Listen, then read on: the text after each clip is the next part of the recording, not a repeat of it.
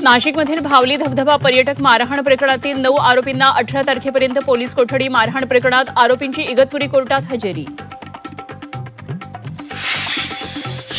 लवकरच राज्य मंत्रिमंडळाचा विस्तार होणार असल्याची सूत्रांची माहिती. सरकारमधील वादग्रस्त मंत्र्यांना डच्चू देऊन नव्या चेहऱ्यांना संधी मिळण्याची शक्यता.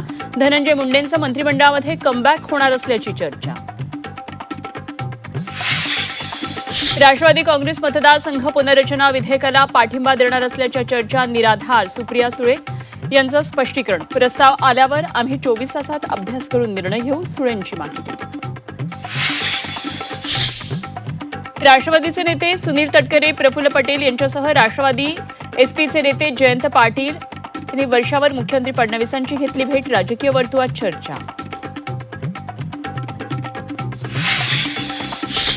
प्रफुल्ल पटेल तटकरेंसोबत कोणती भेट झाली नाही, भेटीच्या चर्चा. जयंत पाटील यांनी फेटाळल्या. विलिनीकरणाबाबत चर्चा झालीच नसल्याची जयंत पाटलांची माहिती.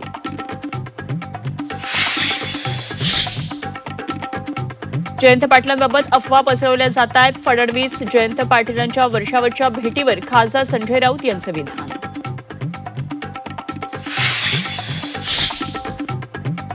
संतश्रेष्ठ ज्ञानेश्वर माऊलींच्या पादुकांचं निरास्नान. निराकाठी रांगोळ्यांच्या पायघड्या. विठोबा माऊलींच्या जयघोषात अवघा आसमंत दुमदुमला.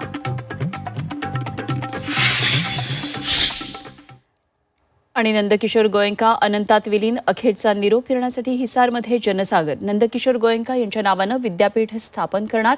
एसएल समूहाचे चेअरमन डॉ. सुभाष चंद्रा यांची घोषणा.